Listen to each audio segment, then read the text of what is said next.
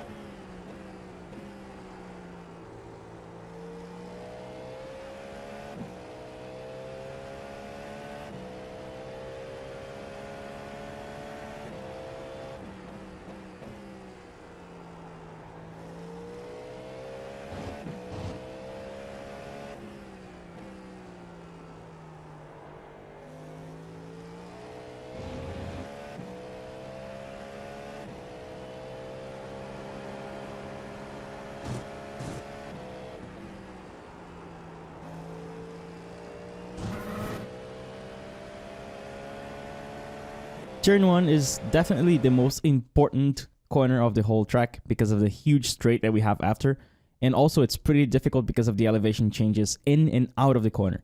We're going to brake at the 200. As soon as we get there, we want to reach peak pressure. Brake hard and fast all the way to 100% because you really need to stop this thing, and it has a lot of brake performance at the top speed. Of course, you don't want to stay at the 100% because as soon as your speed goes down to like a little bit closer to 200, you should already be releasing the brakes. Otherwise, you're going to lock up. So brake to 100% pretty fast here, and downshift fast as well. Start turning in while trail braking very slowly. Be careful not to lock too much the inside front. And then as you turn in, you can see that on the inside, there's a lot of grip here because of the camber. Here, there is a lot of grip. It's a compression and a camber at the same time. But right before, when you start turning in, you're on a flat track and you're jumping from the flat to the camber. So there's going to be a lack of grip right here. Here, there's a little bit less grip than you expect.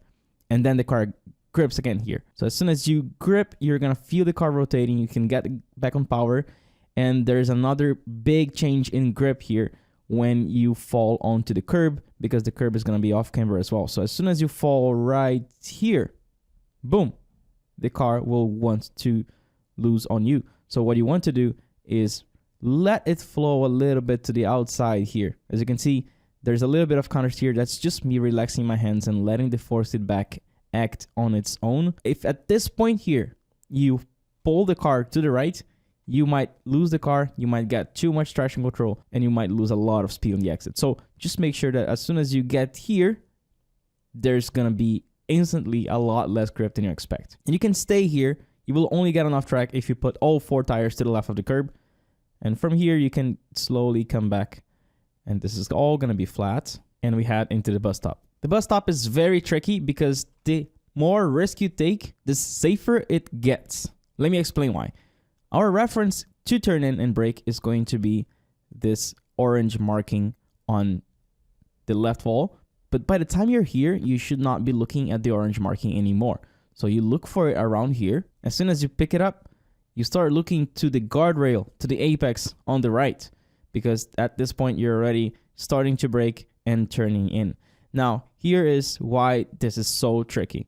If you're trying to be safe, you're going to hit a bad spot. You're going to hit this highest part of the curve that is going to throw the car. The car is going to jump and land and spin. In order to avoid this, you have to actually be closer to the wall. The closer you are to the wall, the more stable your corner will be, which is why it's so tricky. You have to hit the nail on the head in order to be fast.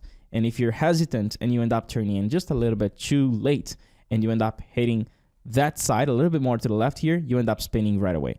So just be very close to the wall. If you look at this, it looks like I'm about to hit the wall. Actually, I left still a little bit too much space on this one.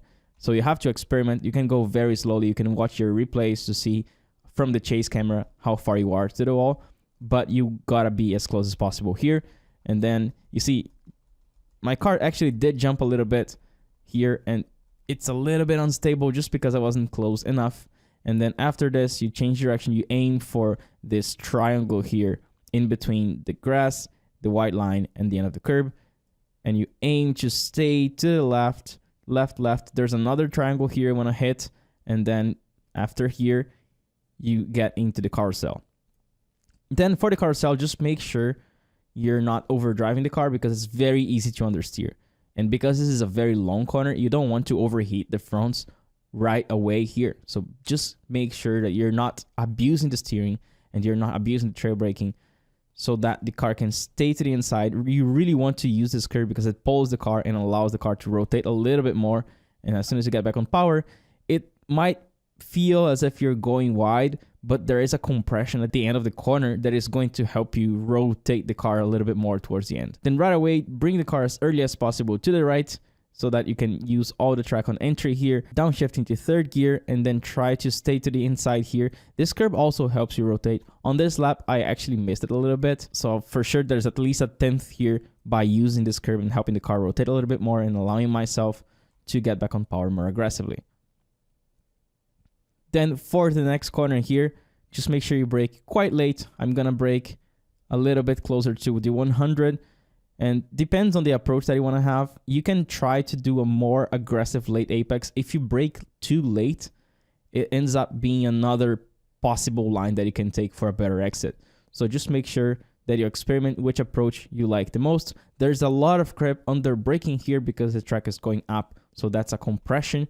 And then as soon as you start turning in, just make sure that you're trail braking very slowly and aiming to get back on power with the car pointing as much as possible to the right, because on the exit, there is a lot less grip than you expect compared to the entry.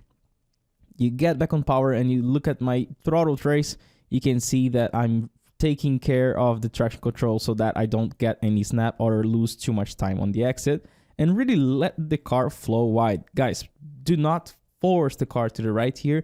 As soon as you get back on power, look forward and aim to get the car all the way to this little extra post white line track that we can use here. We have to use this in order to maximize the exit without triggering too much traction control.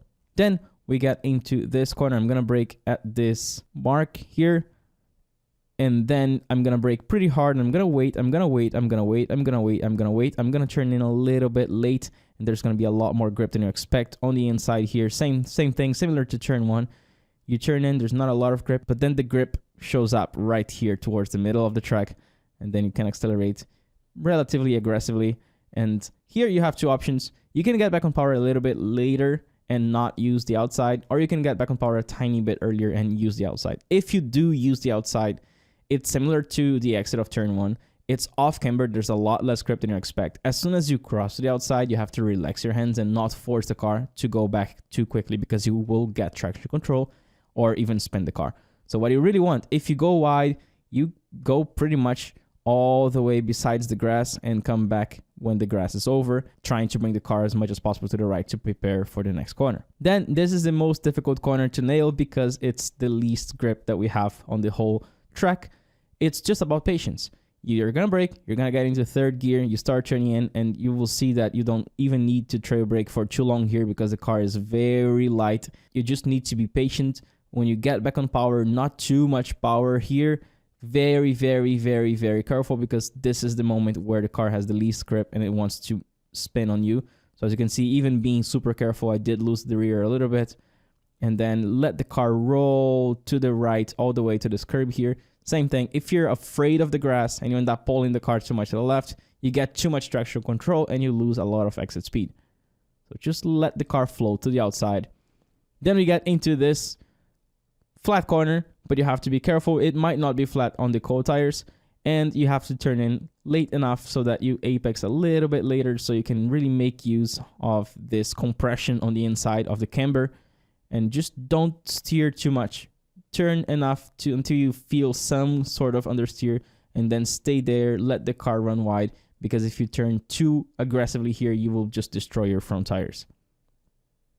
And then as soon as you get here, don't even go straight, just keep turning left because you need to prepare the entry for the last corner. That's also going to be very important because it's going to count for the previous lap and the next one.